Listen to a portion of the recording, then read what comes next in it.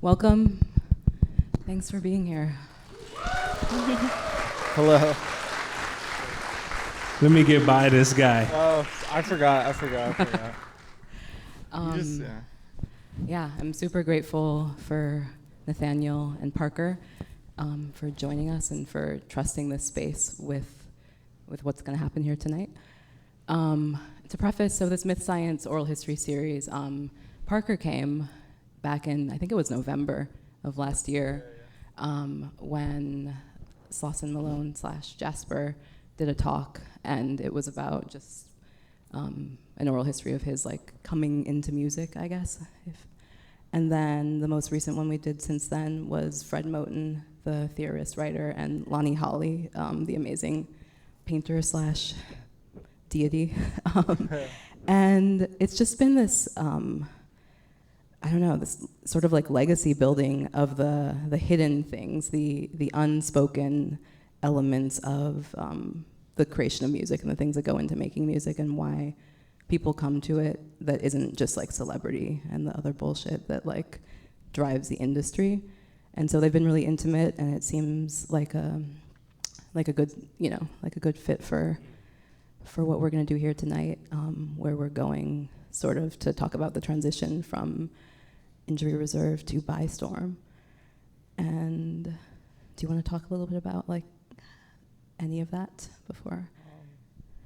Yeah, I mean, I would say that even when I came to that, we had the video planned, we had an earlier version of the song done, and we had a different space that we wanted to do it in. But when you mentioned the theater, I was like, oh, because we hadn't reached out to the other space, and so I'm thinking oh, maybe we could do it here too. And you showed us the theater that night, and I was like, oh, this could definitely work. There was part of me that preferred things about doing it here. The other one is more immediately visual, to be honest. It was some Frank Lloyd Wright theater in Phoenix, and we reached out to that one, and they had a different set of rates, and we thought we would fit in the local small business rate, because I feel like we fit that, which was $1,500 a day, but they said we would get the corporate rate, which was $40,000-$50,000 a day or something. And so, yeah, we came here, and I was kind of I'm glad we could. yeah. But I was kind of leaning towards here just because I felt like it would be easier to do our thing.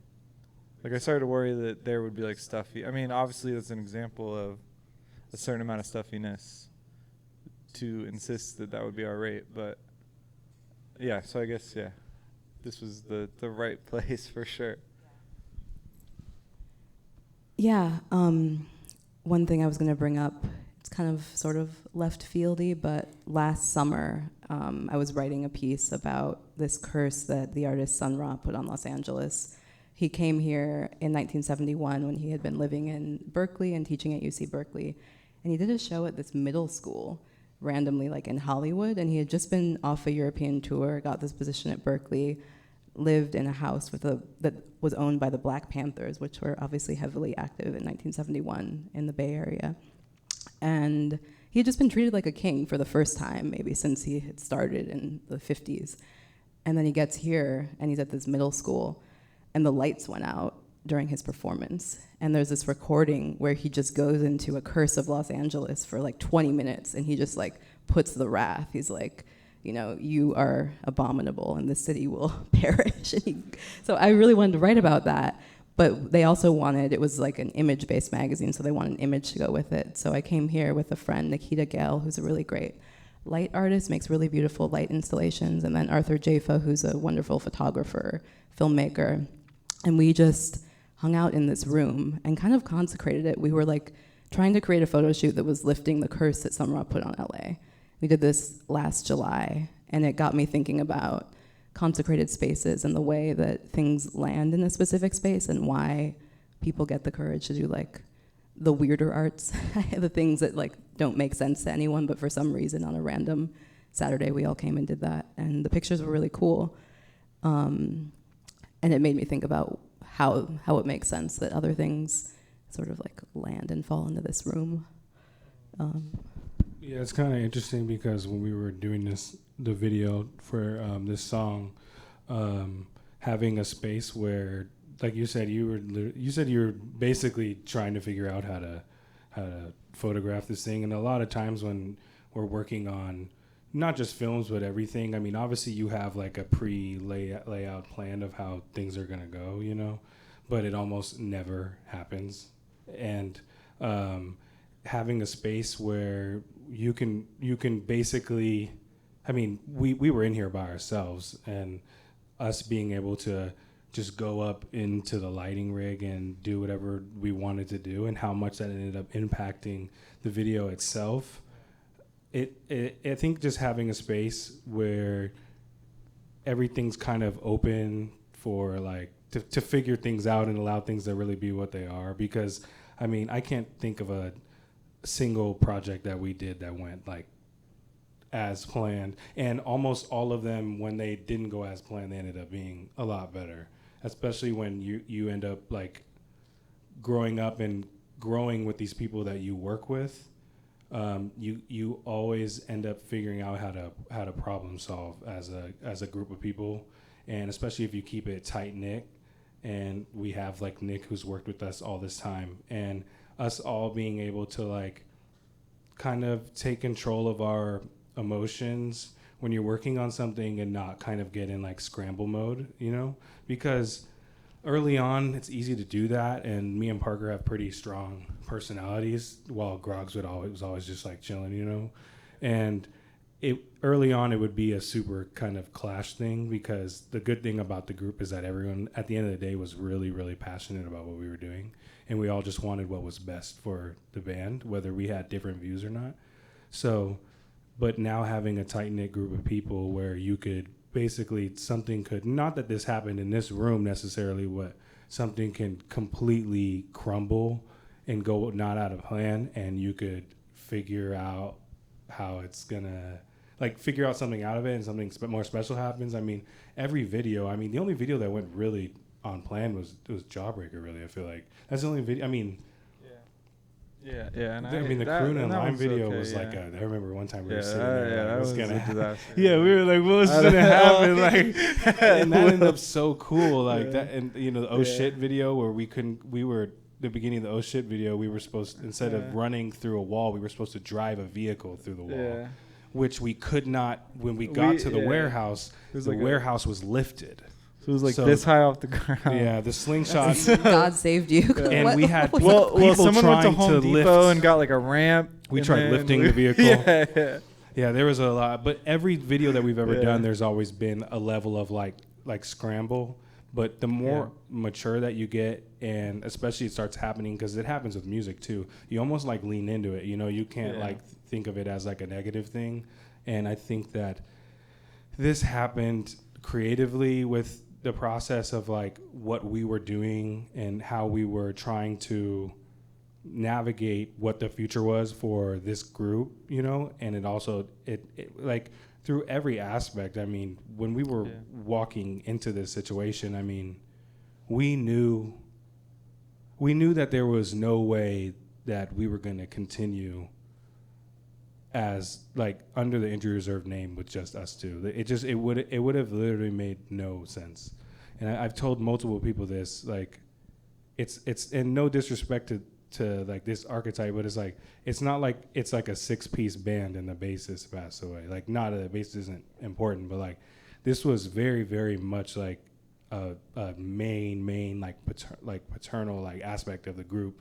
I mean, very, very much of what we were doing, especially early on, is like there was this guy that had his shit together and he knew how to make rap songs, and we were like kind of just like, okay, like, you know what I mean? Like, Parker was learning how to produce while I was learning how to rap while he was raising kids. Like, you know, he had been rapping. Like, rapping it's always been like a second nature thing.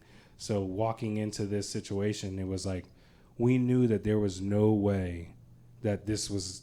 And I get it, like some people, they like the name, or it's easier to just continue on, but it wasn't even an option for us, you know? Like, it was more of just like, okay, like, how do we want to do this? And obviously you're figuring out names, and there's people are going to be worried about the silliest things like Instagrams and YouTube channels and the things that matter the least, where it's like this whole thing has very much not been about, okay, like this is dead, we're moving on to the next thing. Or not dead, that's probably an improper word, but we're moving on to the next thing, this is over. It's like been a very conscious, I mean, even with the t-shirts that like everyone's wearing, like it's a very conscious thing of the blur between the acts. You know, this isn't like even the strategic idea of naming the song by Storm being a handoff from that. And so we're kind of leaning into that blur of this being a continuation, but also trying to be very respectful about like what it meant, like what Injury Reserve meant to us. Like our slogan was always like 3 out of 3, you know what I mean? It was always just us three. It was just moving on with the name. It wasn't even like an option, you know what I mean? And that's the scramble, you know what I mean? It's like this thing's happening and you're wondering how you're gonna navigate this, but the reality situation is it's whatever we want, you know what I mean? Like, and we figured out that what we wanted to do is we wanted to make something where it was one particular song and one particular video piece that Parker wanted to do that was like a representation of this like hello, goodbye type thing, which isn't like the beginning. It's not the beginning of a campaign. It's not like a lead single of a record. This is the statement of the future and the past. You know what I mean? Like, if that makes sense. I don't know if that makes sense. It makes a lot of sense. It makes me think in a lot of different directions, but specifically about muses, because the way you talk about Groggs is almost like as if he was a muse and almost like a father figure as muse, or a paternal element of a trio as muse, and then to sort of part with the physicality of the muse makes me think about use of light and use of other elements to do what you talk about in one interview, where you mentioned you don't know whether or not there's some ambivalence about would he want you to stop or and not step on stage without him, I think is the language you used, or you better keep going type. And yeah. It's impossible. Like No, I yeah. have no. But it's I almost could go like either, it would be one of the other. Like Right? it wouldn't be Yeah. an Yelling in-between. either way. Yeah. He's saying it with a lot of Yeah. attitude, and it's like and almost Very- through yeah. light or Yeah. something. Yeah. yeah, it's like yo, like you better not do that shit, or it's yo, y'all better rock it out. You know what I mean? Mhm. So it's like, you know what I mean? Like, it's such a different situation. You know what I mean? It's to navigate it. The good thing is it's always been a tight knit group, and we all, you know, we knew what was important to us and the way that we wanted to navigate it. Yeah. And also artists or even like traditions and sounds that carry on seem to be able to work through haunts like that and turn them into the next set of inspirations almost. And it seems like that's what's at play, which is pretty phenomenal considering like things being fresh and just like it speaks to the charisma of the project and the authenticity of the project. And a quote I love from an interview of yours, Parker, where you talk about the band's mission being that if someone's already making something that sounds like this, we shouldn't be making our music based. I'm botching the quote a little bit, but No, yeah.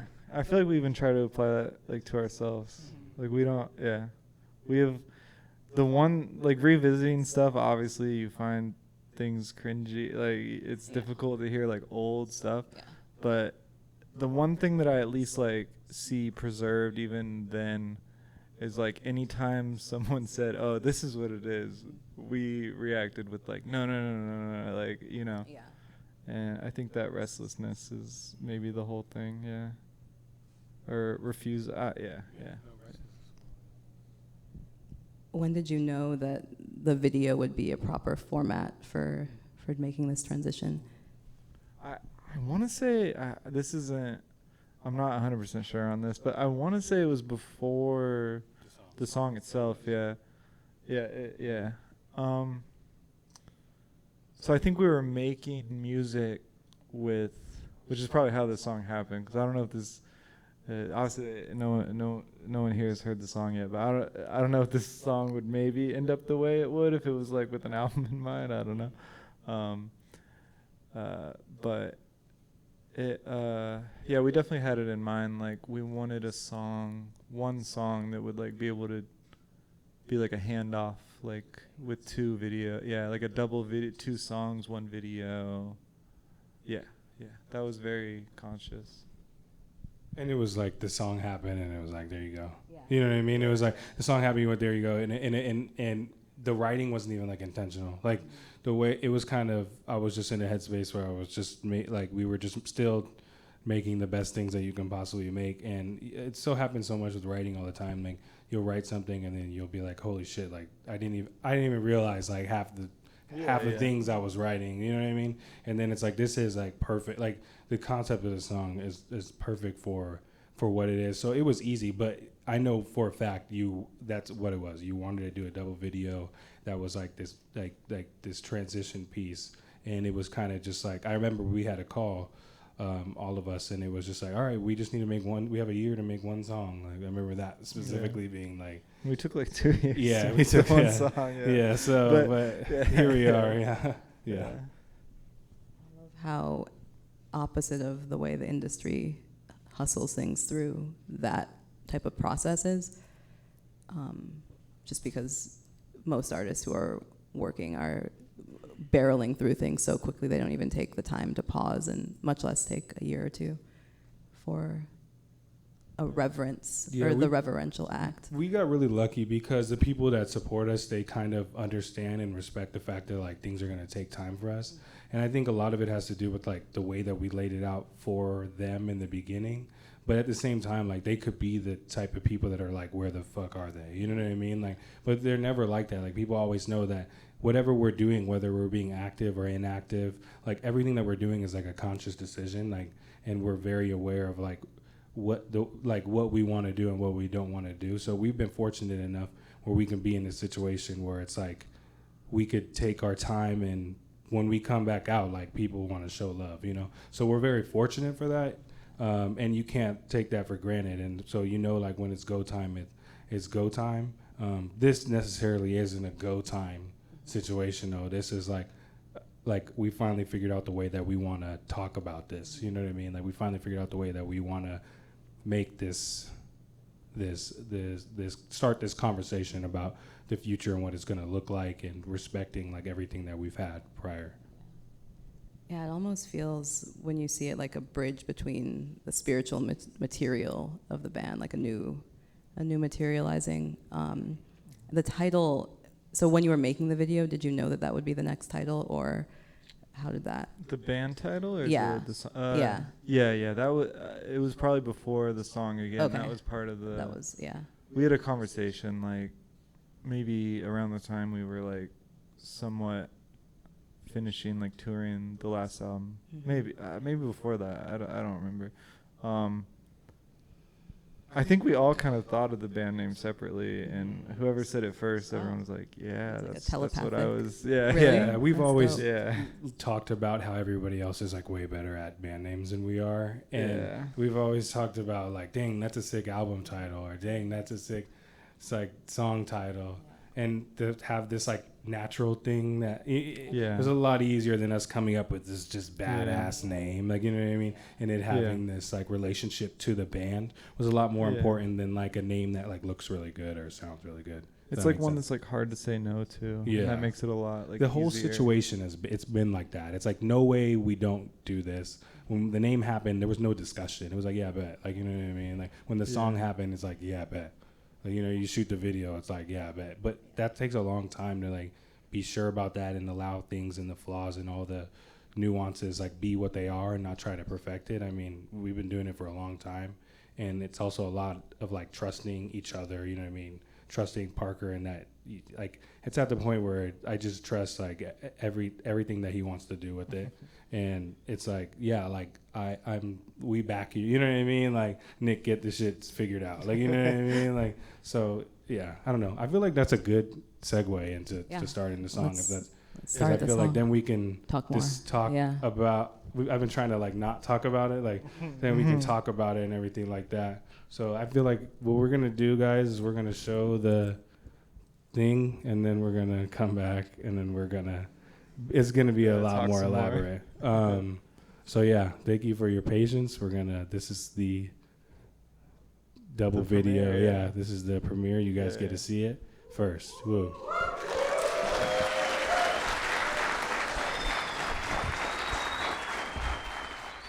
Alrighty. Moment of silence for the spirits. No, that video is just gorgeous to me for so many reasons. But one of the reasons is just, how do I phrase? Well, last year I taught at Berkeley, and the main reason that I was excited to do it was because of Sunran. I taught a class on elegiac poetry, and the conclusion I came to is that most of the elegies that are really sincere are in music, and so I ended up just teaching a lot of music, and to see people make a concerted effort to do elegy in a world where so much is cloudy and so much like everyone's afraid of being corny, and because of that everyone's corny. And then here comes not corny, like really caring about how things move in a non-commercial way. So that's one of the beautiful things about it to me, and the way the story is told visually seems to just blatantly do that work. I almost noticed something when we were talking about, I don't know, this is like a really dangerous jump, and there has to be like I have to preface it with like a complete, like, no, like, equivocal, like, it's like so, like, logarithmically, like, separate, like, terms of things, but it's almost even like like the way we talked about like maturing and getting better with it was like learning how to like take disasters in these like small like something's not working on set, and like learning how to take them seriously and comfortably and with like sober eyes, sober thinking. I don't know. I feel like that's almost what we tried to do here. Like we tried, like the natural response that I feel like is expected of like musicians in this situation, or just even like labels and teams, like music teams when someone passes away, is like to create this like facade of them for people to like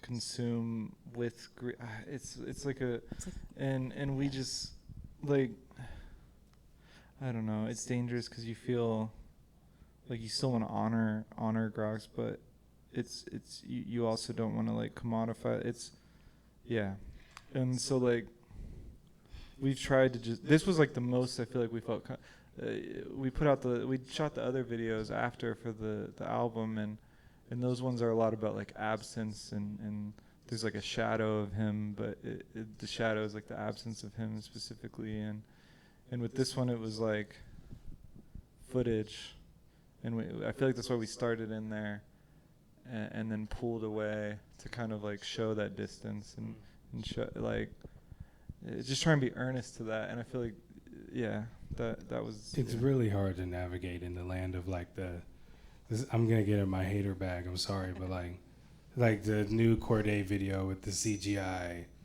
Juice World, like that's the shit that we're navigating in the land of that. Like the Whitney Houston hologram tour. Yeah, that's like we're in that world of like using every single Pop Smoke stem like done. Like it's really just so trying to navigate that is difficult, because you want to be respectful, and you definitely don't want to just be like, it's a really hard. I'm really, really proud in the way that we navigated it, and Parker really took lead on like even just simply went the way that we first started the last rollout, with it just being just a letter that we released on our own, and just everything being really personal and conscious of the situation, and not trying to make it something that it's not. And it's it's a real, we all go through this stuff, and it's a really hard thing to navigate. And when people, I don't know, when you see the way that other people do it, you definitely learn how you don't want to do it, but it still doesn't make it easy, like even like the knees video and those type of decisions, those are not easy decisions at all. And they're not easy processes. Yeah. Like it's weird. It's really fucking, because there's a process element, and we do everything, like we're not able to like send it off to like a VFX team to make that look like it does. Like I'm sitting there like, does this image of his silhouette look better with 0.75 opacity, or does it look good with 0.8 and it's like the same, like you're trying to like tear yourself between these two, and even that feels fucked up. And I feel like that's us trying to do it like earnest, like, or do it right. But even in that, you really feel like you feel like an asshole, like I don't know, yeah. And I feel like this video is the closest of us coming like to terms with even like showing his image now, like in something like it's the most we were willing to like recap or like here's the yeah.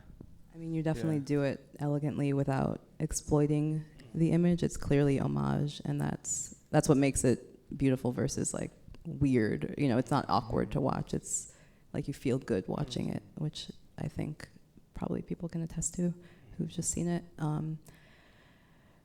Yeah, and I mean, it's double-edged because if you don't commemorate, there's a poet I love, Kamau Brathwaite, who talks about the transatlantic slave trade and how there's never been a proper, like we talk about reparations and we talk about all of these other things, but in terms of the way that Black mourning works, he talks about unless you go out and do a ritual where you put flowers upon that ocean, you're encouraging ghosts to haunt you forever.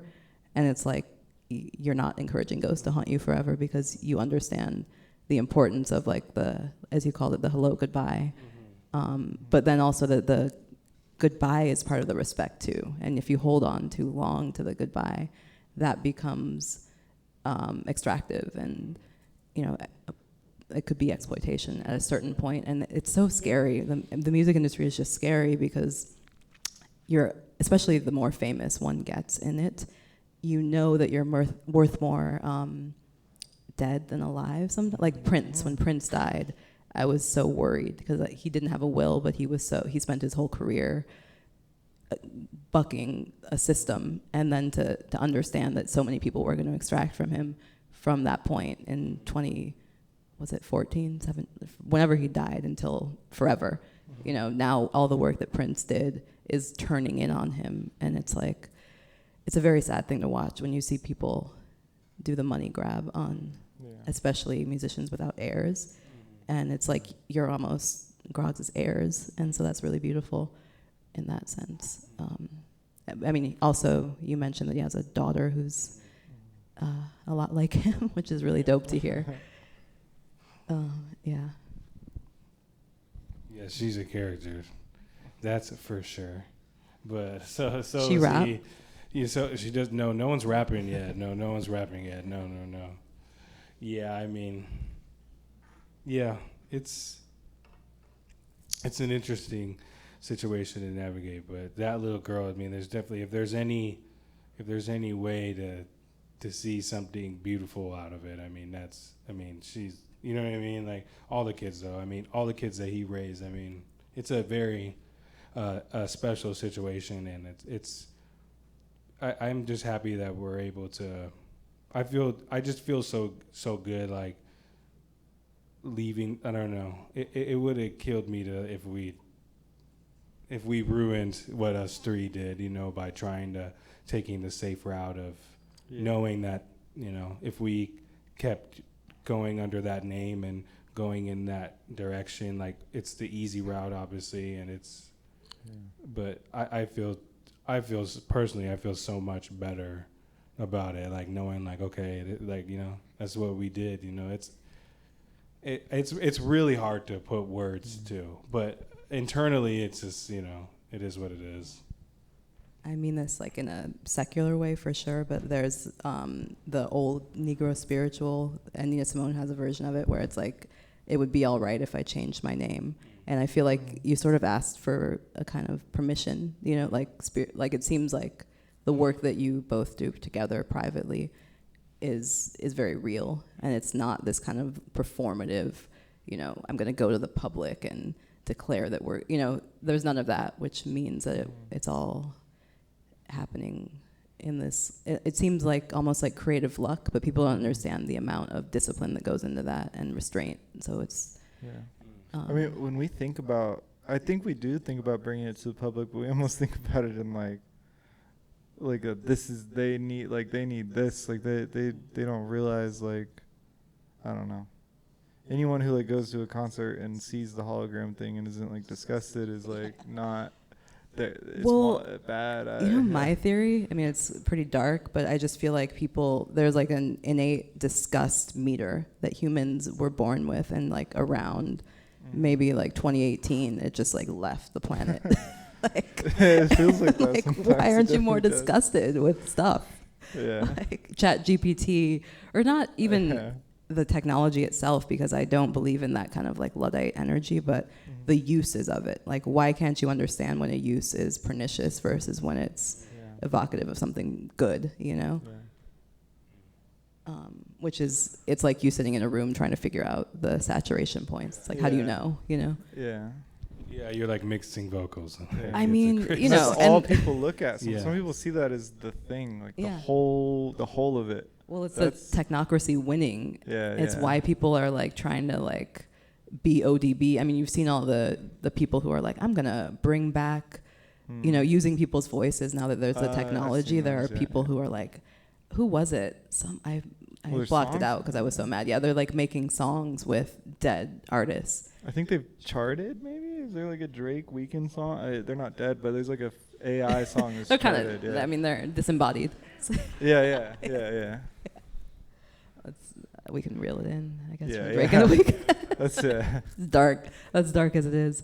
But no, it's just.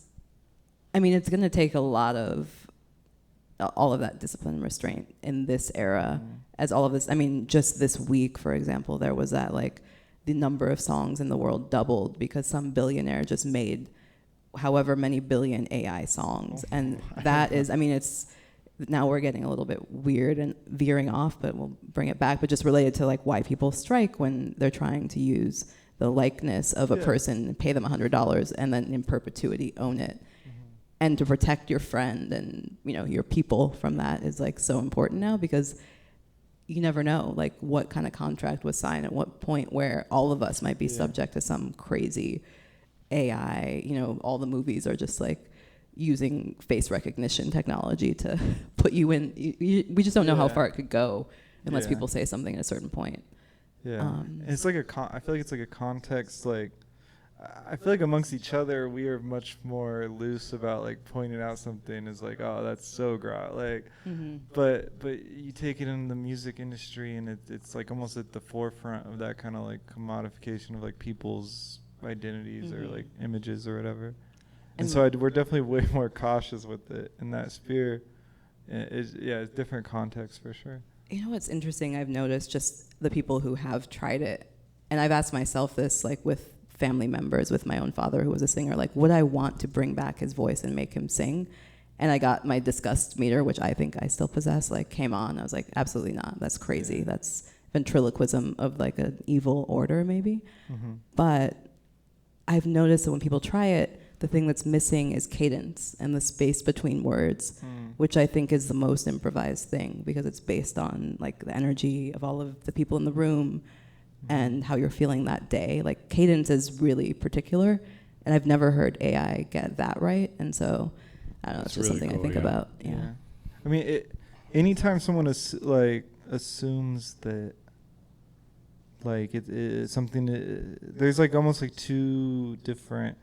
There's people who assume that everything can be computable and it's a matter of like power and like tech, like and I feel like that's almost like for lack of a better term, like I don't know, like a poetic like illiteracy. Like It's and it's there's another side that I think understands that there are some things that just are not computable. Not even maybe necessarily how you hear, like you might hear it and be like, oh, that's that, but there's other, It gets difficult because soullessness is something that, like, you're supposed to be disgusted by things that are too perfect, because that usually implies a certain soullessness. And so we're getting back into a time where I think the off-kilterness and the flaws are going to be more important. That's going to be it, like the birthmarks of a project. You know? It is dangerous because they almost commodify that too. Like they'll figure out a flaw and then figure out how to like sell, like oh my God. Like there's like film grain plugins, and there's like, I'm trying to think of, I don't know. You hear it in music. You'll hear like a certain flaw become like a trend. Yeah. Oh yeah, the Dilla swing. Like that's a really good. Like there's. I was gonna say, because what I love about the production that you're doing on the new song too is just I'm thinking about the title, and I thought about like shipwreck and just the idea of like what that feels like, and like you mentioned, like the use of disaster that isn't like stupid, but that's like really like sobering. And it seems like you're tapping into a lot of that without rehearsed flaws. Like the way the song ends even is like this tunneling or portal opening, but it's not stupid, which is like a weird way of saying it, but it's, you know what I mean? It's not like, I'm going to put this effect in now because the people like a good Dilla swing. It feels like you're still able to tap into what you love. Do you know how like years ago, like how much I would have like tried to like nitpick at the end of that song? Like, oh my God, especially the last like 40 seconds. Like I swear, like we're at the point where you're kind of like just trusting the process and the things that you're doing naturally vocally, or the thing that your computer did that you didn't expect to do. Like I'm not joking. Like when I hear something like that, like we're at the point where the trust between us, and also the trust in like what you're making and things being what they are, like I'll just hear something like that and I'm just like, yeah, sure. Like this is once you start really like trying to get down and get things like on the grid, like there's so much that gets like sucked out of it. And I think I learned so much of that on the last record, because I think so much of the last record could have been trying to like, we could have tried to like dial things in or make things a bit more like comprehensive. I don't know how to explain it. A lot has to do with like the trust between us as musicians, and there's a lot less tinkering going on back and forth, because I don't know. The more that I feel like we tinker, the more we're getting things on grid. You know what I mean? Like the more we're reeling things back and like trying to make sense of things. And I think like you explaining that about the end of the song, I don't know, that it's just one of those things where I just heard the end of the song and I was just like, yeah, that's sick. You know what I mean? Like, but a younger me would have like tried to make sure that it made like more sense and try to figure out like, well, why? Like, you know what I mean? Like, and I don't know. There's been a lot of growth in that, and I think the last record did that, and it's really opened up a lot for the future of just like, I don't know. I really just like trust the way that things pan out, like naturally, like on a computer, or like trust myself, like cadence wise, and I'm not trying to like dial things back or get the drums back on. You know what I mean? Like just to talk about like the swing and stuff like that. So it's been a lot of development on that end. Sorry, I don't know. Does that like really struck a chord with me? Because sometimes I try to like think about what was it on the last record that like made the big difference, you know? I mean, obviously there was a lack of fear, and we had been through so much with the record where we were just like, it was for us, you know? But at the end of the day, like we were still making those songs, and like what was it that made that record really special? Like, you know what I mean? Because we're still the same people, you know what I mean? Like we didn't get, it's not like new plugins or new abilities. I think a lot had to do with the tour that we did prior to that with Slauson Malone and Body Meat and the School of Thought, and just the dialogue that we had internally, like in the van, and just finding other people and the way that they kind of approach music and think about their music. I think a lot of it had to do with that, but I've just really been looking back at that process and trying to figure out what was it that made that so special, and like what was it that gave us the courage to not dial it in, you know? Because we went through a lot with that record. I mean, we were technically on Loma Vista, and they basically said that they didn't want to release the record. And they also, I think they just knew that we're difficult enough that they weren't gonna. If we wanted it this way, like it wasn't going to be a different way. You know what I mean? It was like it was gonna come out, and I don't think they felt like strong enough about it, which is cool because we were able to release it ourselves. But we had been through that, and then like deep into it, Grog's passed away, and I think the idea of like it being what it is and not going into this album and like trying to like tighten it up and get the sharp ends and smoothing them out. Like we could have definitely ruined that album. I mean, it would have been some good songs on there, like, but the things that really make it gel that Parker did, like we could have thought a lot differently about it. And I'm just the end of San Francisco was like one where we tinkered and had it like annoyingly like like it like blew out, and we were like, this is so annoying, like so figured, and so that was like the last thing I feel like. In this song, it's like we made the first half of the song, and then you make this whole dance section, and then it's not like, well, how does this work? It's like, okay, here's the song now. Like, and then it's like, oh, let me try vocals to the dance section, you know? And then it's like, okay, cool. Yeah. Let me fuck up the end more. You know, it's just kind of like, I don't know how to explain it, but I just trust so much in what he's doing now that I just kind of mind my own business and just rap. Like, no, seriously though, like it's like he's doing the videos and I'm minding my own business to make myself useful. You know what I mean? Because it's like you don't want to get in the way of the sword. You know what I mean? Like, the sword. No, seriously though, like before it was just there was, you weren't as good, but it was like we were trying to. Now it's like shit, like cool, like I get the blessing of rapping on this. The sword getting in the way of the sword. They don't know, yeah. But yeah, that's how the process is now. So I look at the future as just like a blessing in that, like having the opportunity to just build off of what that record was, like, again, how that process of just trusting each other and also just being conscious of what we did before, but then the new opportunities and stuff like that. It's a very interesting terrain, I remember you mentioned that like touring was one of the methods of making by the time I get to Phoenix. Do you think you would you want to tour again before like thinking about the next bigger project, or is that like, have you thought about that at all? Like if the road is like a place where you can escape all of the holographic stuff? I think that would be cool, but I don't think that the show would be what people would want it to be.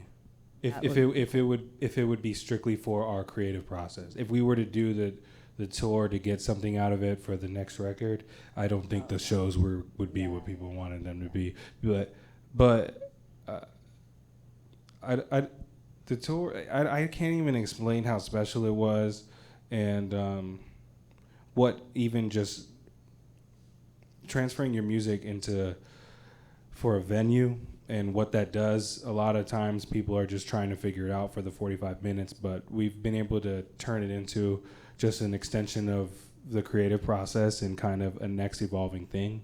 And Parker was really able to incorporate a lot of the things that we were doing live on that tour into the new album, like even down to techniques and down to things that you just didn't think you were going to do on the record. But the history of that in the band is actually interesting. I just thought about this because that was like the turning point for the band in general, because we were when we were making Live from the Dentist's Office back in 2014 or whatever year To Pimp a Butterfly came out, we basically had we basically had Live from the Dentist's Office studio album version, and then we had a live version of the album, not live like we were playing it live. At house shows. It was like, how are we gonna make people like freak out like about mosh. These jazz, these jazz songs instead of like these Tribe Called Quest, So it's like, and it was like there was direct separation between the two. It was like this was the record and this was the live show. And then we were at South by, and we were just like in my mom's car because we drove like 16 hours from Phoenix. And that album came out, and we listened to that album. And I remember, I don't know who said it, it was Parker or whatever, but it was just like, it was like the live version of the album. Like that should just be like the album, because there was all these like decisions that were adding these elements that. So just the idea of that and what that ended up doing for the group, and that's. We've done that and we've segued into that, but that ended up happening with the Phoenix record, where it was like all these techniques that Parker were using, and the fact that even Superman that there's a lot of audio from when we first performed that live in the song. It's like it goes back between like a full tracked out session and then a two-track like a two-track recorded in GarageBand. So it's the live element and what that did that, but. In regards to moving forward, I think we've learned the techniques, and I personally don't really want to hit a stage until I feel like we can play 35, 40 minutes of content.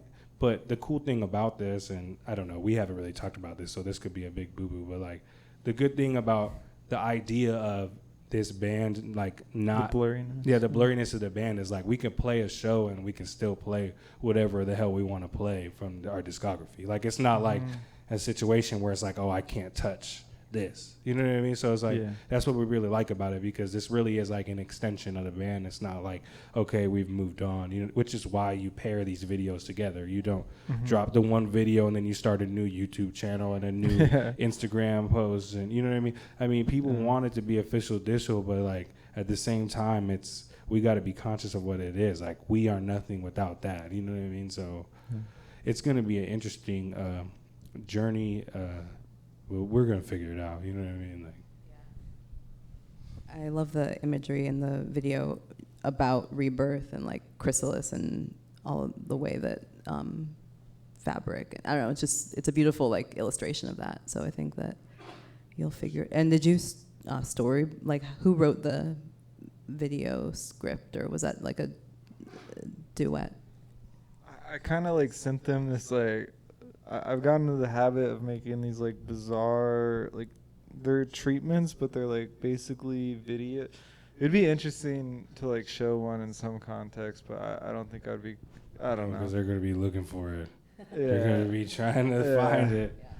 But they're kind of these bizarre videos where it's like, it's probably like a picture that I got off like Instagram of like this room, like just going through like tagged 2220 Instagram photos, finding one that looks the most similar to like how we would frame it, put that in, then you put like the old footage edit that I'd made like on where the screen would be, and then you have the song playing, okay, watch this for like 3 minutes, and then it ends, and then like a photo of like a random white sheet that's been like photoshopped and like kind of see-through, and it like like this like absurd, it's almost like animation, I guess, like treatment thing. That was kind of the thing.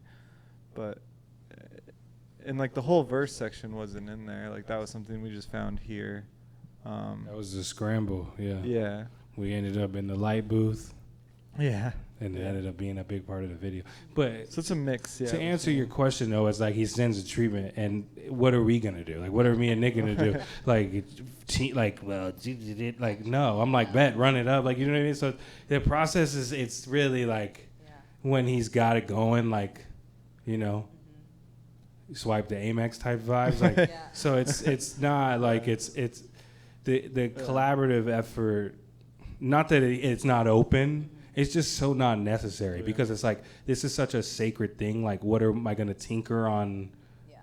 Like, am I gonna try to nitpick? The tinkering's gonna happen. Yeah, we do it. Oh yeah. It's gonna happen, and then we're gonna improvise, and we're gonna figure out how the hell we're gonna get the thing hanging from the ceiling, and we're gonna figure out what we're gonna do to make it dynamic. And I need to be in this shot and this shot, and my brother's here is you got to lay down there and wear the same outfit as me, so it looks like you know what I mean. It's like that wouldn't have happened. He was just there to show love. So there's always gonna be a scramble, But I don't know. I keep rambling about it, but I've just learned like this, just allowing things to be what they are, and like I'm not gonna sit here and I feel like a lot of times you feel like, especially with groups and bands, it's like you feel like you almost have to have an opinion on something just to like make your presence known, you know? And especially when you're younger, it's like you almost have to have that one thing. So it's like you feel like you have your input, you know what I mean? But after this much time, it's like, what am I gonna, like, I don't know. The importance is like, is already there. Like any technicality isn't really gonna. I think accepting the improvisation thing lets you like prepare almost like more strictly too. Like you can, it's like you prepare so intensely and minutely, just knowing that like. So you can improvise. Okay, now we can. Yeah. Yeah. Exactly. That's like what I love Yeah. about jazz music, and Yeah. what I did not love about graduate poetry workshop, where it's like everyone stepping. Sorry, niche shade, but like also all of art in the Yeah, West, yeah. in terms of the way the workshop has become this thing to do exactly what Nathaniel's talking about, where you go in and you voice an opinion just because. It's not authentic, it's not real, you don't even really think that, but you're told, like, if you move the article over or take away all the articles, this could be this. And it's just like, why am I wasting my time? Like, I need to go listen to some Albert Eiler. Or Yeah, like me and my wife, we were watching the Cheers season 2, and no, seriously. And I remember there was a point where I don't know if they were screwing, like the Navarro school was screwing up or something, but there was a point where all like multiple students were like, yeah, we need to do this, and yeah, we need to do this. And I remember the coach like specifically saying, like, why do we all need to say something right now? Like, why do we all feel the need to like have an opinion on what we need to do right now? Like, let's just like if you don't really have any, like, you don't have to say that. You know, you don't have to tell, like, if you mess up, like, I'm pretty sure that person knows that they messed up, you know what I mean? And it's funny because now thinking about this conversation, that was all I really could think about, was her literally saying, like, why are we all sharing our opinions right now? Like, why don't you just mind your own business? Not that that's how our dynamic is in the band at all, but I just feel like there's a lot of trust that we've built. I mean, it's been a long time. There's some people here that have been with us for a long time, but it's just like, there's been a long time. So it's like when you see a treatment and you're just like, let's run it up. You know what I mean? It's the same process. And that, I mean, the great improvisers, like, not to, I'm just going to go back to Sun Ra, but like that moment where the lights go out at his show and he's pissed off, the tirade becomes part of the artwork. And so it, like, even that is used because he's such a, you know, he's rehearsing 24/7. And so that was clearly an artistic act. It wasn't like he was just doing the tirade for fun because it was recorded. You know what I mean? So I think that that's sort of the beauty of a process like the one you have, where you get into almost like a telepathy. It's not that you're not giving an opinion, it's that your opinion is with him at all times in a way, you know? Yeah, definitely. And vice versa, probably. Like but then there's also like the muse who's like still present, but not. Yeah. I'm curious just because, like, what you're excited about in this world where a lot of stuff sounds kind of messed up, like listening to, just general, like, is there anything that you're going to musically in the past couple of years that, like, Are you talking about like internally? yeah, just generally, like, what are you listening to? Lord. Yeah. Sorry to do that to you. Do you want to go? I don't know. I always go to my phone for this. Oh, your phone's dead? Yeah, my phone's been dead for like Mine's 5 alive. hours. Yeah. I probably couldn't iPhone answer. 7 over here. But No, I'm on playing. an 8, so I Yeah. can't hate. I'm playing, the new V's album, the 454 Surf Gang project. That special interest single, the song that me and Lorraine James released. Yeah, listen to your own music. Yeah. Sampha finally dropped a single. Thank God. Wow, so much time. Oh, the Wi-Fi God. Like, he's dropping. I think he told me he was dropping like 100 songs or something like that. He dropped like an EP that's like really good. Just a bunch of different rap music. Band Gang, Lonnie Bands. I don't know. Cool. Random stuff. Sorry. Yeah, I was just Dipset. curious. Yeah. I was kind of off script, but No. Yeah. It's the best question, especially Yeah. when we're talking about all this heavy stuff. Yeah, I mean, one of the things that bothers me these days is everyone talks about what they hate harshly because they don't know how to talk about what Especially they me, like. yeah. I mean, I do it too. Like I Yeah, bond we're over like, things I hate, but I we're also like really good at hating. Yeah, I think. yeah. Like, we're like we're all really like as a good. culture, like Yeah. that's like the biggest American skill, kind of like. It really eats at you. Yeah. though. Yeah. Like sometimes, like he'll send me something. I'm like, yo, I'm trying not believe to this. Yeah. get in my hating bag Yeah. right now. Like, I mean, it's like a trauma bond that we all share Yeah. with bad art. Or You bad can get creative with it too. Yeah. You can. no, he can get creative with it. He starts actually getting creative. Like his brain's yeah. in the hating Same. bag. Like there will be It'd be the quiet collaborative. ones. There will be things happening on the TV and the laptop with music, like Yeah. YouTube Whole symphony true. of beats hate. happening It's at like the a same mix at a time. certain point. Like There's a DJ lot of set stuff, and it's hating, yeah. never nice. Like, you know what I mean? And it's never anybody that truly. I mean, there it is some people that deserve it, but Yeah. it's weird. Our process, especially back when we were really just like in the dentist office like every day, it would be like 90% like hate, like 3% work. Here's the But real it would info. be like a lot of you. I mean, you know how much Yeah. time you spend just bullshitting. It's so important for the creative process, though. Yeah. It helps you figure the out what most- you don't like, I Yeah. guess. Yeah. Yeah, I don't Yeah. think people know what they like though, because I think a lot of people are parroting their hate. Like, I think we're the visceral haters. Like, I know what I don't like, and I hate it with my whole body usually. But like some people just like know that you have to posture hate to seem Yeah. cool or whatever, and Yeah. so usually if you know enough of what you hate, you know what you like. And I think that's maybe even why I asked about what you're listening to, because we don't talk enough about like what we still like sometimes. I don't know.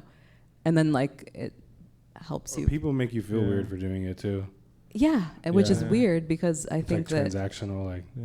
it's Yeah. atrophying as a muscle to like understand why you like something, but then people fake like stuff too.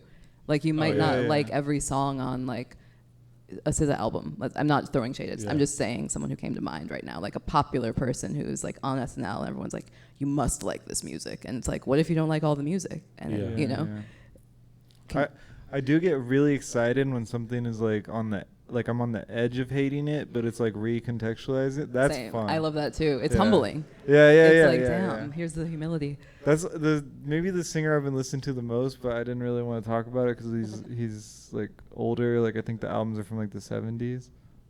Is it Eugene McDaniels? I love Eugene. Oh my yeah, God, and- Supermarket Blues, I was that's him. listening to the like Headless Heroes of the Apocalypse. Yeah. Amazing. And the Outlaw one, and those are like I feel like he almost is doing like this like theater like Exactly. I hate like I recoil at the sound of that, but he's It's delivering good, it yeah. so it That was album shocking. is good. Yeah. That So Supermarket. the Edge of Hate is like a beautiful play. The edge of hate is love. yeah. Yeah. Yeah, I love also, he's interesting because he kind of disappeared. I went through a phase like He's a in, YouTube channel. Well, he passed Oh, he away, has- but yeah, he had a yeah. YouTube channel. Okay. And he was in Maine. He I was has, looking, like, a I was short gonna say he film. moved to Yeah, Maine, yeah. and I was like, look, I'm like, where can I find Eugene McDaniels to write Yeah. about him? I And have he was no like a idea who you're recluse. talking about, by the way. Yeah. Not a single clue. I That's- just found that like a week ago. So Yeah, I was like no, really into he's, that recently. Yeah. I'm into that whole weird era where people didn't know if they were making funk or jazz, but they were trained jazz musicians, and so they started making weirder sounding. I don't know. I feel like he fits into a weird era. Yeah, That's I get really that. on the edge of hate. Eugene, what? McDaniels. McDaniels. Yeah, no. It's like a theatery I was like this is like a theater kid, but like the most like confident, like profound, like it's He has special. a Western album. I don't remember the Yeah, title. Outlaw. Yeah. That was That one of one's the ones I like was a really bit into. much for me. I'm not gonna lie. That's the one where I was like, Yeah, wow, this this is is now like hate. I'm on the edge. Yeah. I'm past the Yeah. edge on that. yeah. But that's the kind of stuff, speaking of the Dilla craze, that Dilla was listening to. And, you know, I feel like a lot of the best producers are always pushing toward the edge of hate. Or just being like, hate is cool, but like there's going to be 30 seconds that I love in everything. And finding that, and that kind of, I don't know, fits with these notions of like disaster. Like the music can be a disaster, but there can be a good loop somewhere. And so I feel like that's part of why it's important to like distinguish, like know what you like versus what you hate, because they could be in the same vessel basically, and often are maybe. And like one sound can cut the whole thing like differently, and you're like, oh, there's something there that I never. Maybe that is why all these other people like the stuff that I hate. Yeah. Yeah, it's interesting. Yeah. Yeah.